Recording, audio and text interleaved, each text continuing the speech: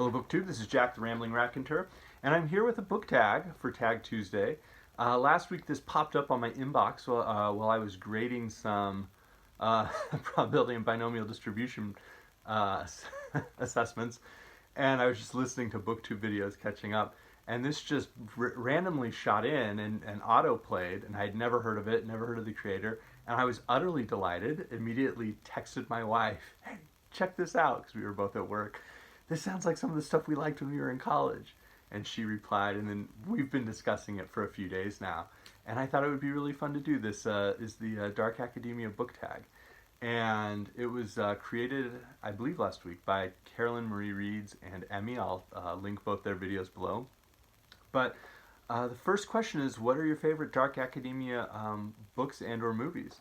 Well, I'll start with the books. So kind of the one that, as I was I had never heard of this subgenre before, but as I heard about it, I thought, okay, this sounds like maybe The Historian qualifies.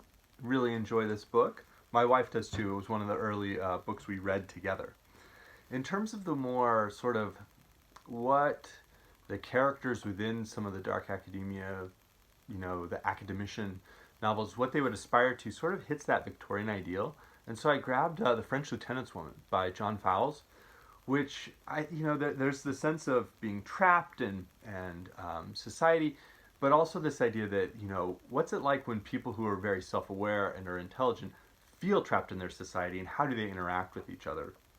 But then there was no way I was going to do this video without mentioning Possession by A.S. Byatt, not just probably my favorite Dark Academia book, but one of my, I would say, top 3 favorite novels, period.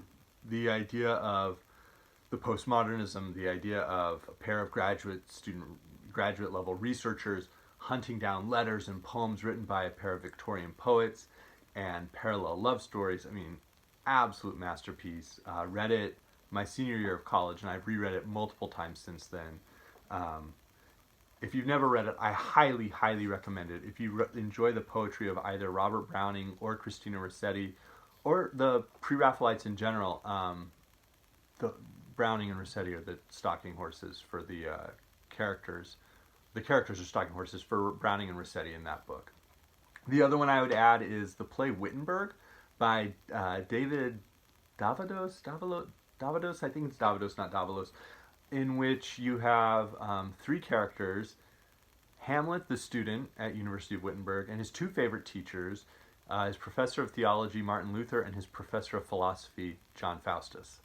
And there's plenty of intertextuality with Marlowe's play, Shakespeare's play Hamlet, Marlowe's play Faustus, and then some of Martin Luther's writings.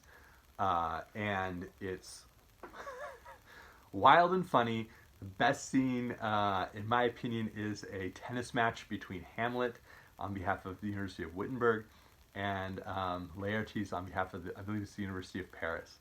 And the dialogue within the scenes is, within that tennis match, is the final duel from Hamlet recast as a tennis match. What a delight.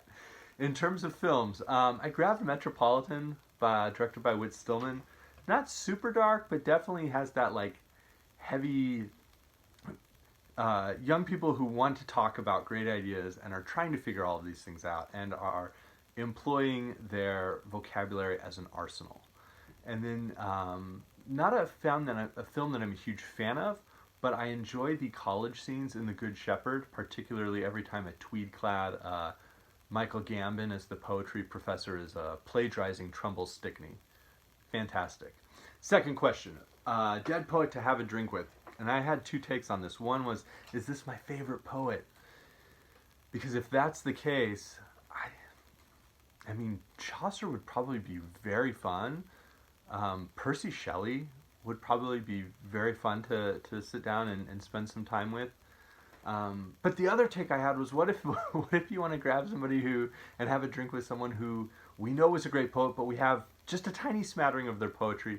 And for that I was like, some of those ancient Greek poets like Sappho or someone like Catullus, where we have such a tiny, tiny sample of the poetry those brilliant poets wrote. Like if I had to sat down and have a drink with them, could I somehow extract a few extra poems so I could then just share with everybody? So I don't know which one of those I'll pick for my answer. Question 3. Favorite painting? Sistine Chapel. Although Picasso's view of Vermeer van Delft is a close second, and I'll reference that later. But Sistine Chapel. Favorite sculpture? Donatello's bronze baptistry in Florence. That is incredible. I saw that and I saw the David like within a 12-hour span, and the detail on that baptistry and the fact that it's worked in bronze was just extraordinary. Favorite architectural marvel? I'm going to go with a local one here. If you've ever been to Arizona, you should definitely take a trip up to Arco Santi, about an hour north of Phoenix, and it's a really strange place. It looks a little bit like Tatooine from Star Wars, and they use these massive apses and try to create a sustainable urban development there. So Arco Santi. Shakespeare play to be a lead-in. So I have 2 young kids, and I'm definitely not picking any of the tragedies or the histories there. I was going through the comedies, and I finally decided that As You Like It is probably the most fun play, and Rosalind is the character who's having by far the most fun. And that's across all the hijinks and excitement of Shakespeare. So I'm going to go with Rosalind and As You Like It. Languages I speak. English. I speak probably like a first, maybe a second grade level of Spanish. So I can communicate. I'm a teacher. I can communicate with parents. And I have a few stock phrases. I can survive when I've gone down to Mexico, either on mission trips or to visit. And then I can do Python coding if we're going to roll really on the academia side of dark academia. One to learn, probably Mandarin, I guess. It's 21st century, so probably Mandarin. My favorite quote, too many to count, but I went, whether it is by ambition, blood, or lust, like diamonds we are cut with our own dust. In the sense that really there's no one who truly harms us except when we harm ourselves. And that's John Webster in The Duchess of Malfi. Love that quote. Fictional death. Again, I have 2 young kids, so I'm going with Frodo Baggins. I was thinking maybe Stoner from John Williams' book Stoner, where he dies in his old age, but I'm going to go with Frodo Baggins. Just at the very end of a long, fruitful, adventurous life, taking a boat. University to attend. I had a great time in college. I met my wife in college. So I'll go with University of Arizona. Weapon of choice. Entropy? Time? Time, I guess. Time eventually. The reckonings that need to occur on a long enough timeline. The mythology to be a part of. The Norse mythology. That was my favorite as a child.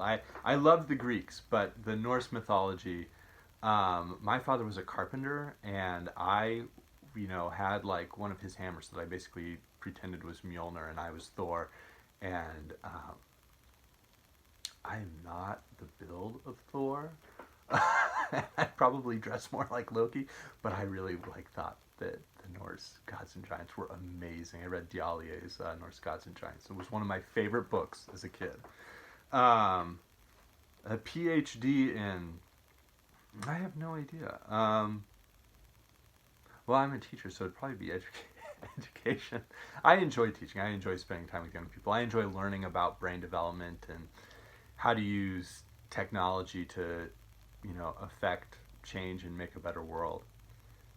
Character to die for. So again, this is where I'm using the dad prerogative and cheating.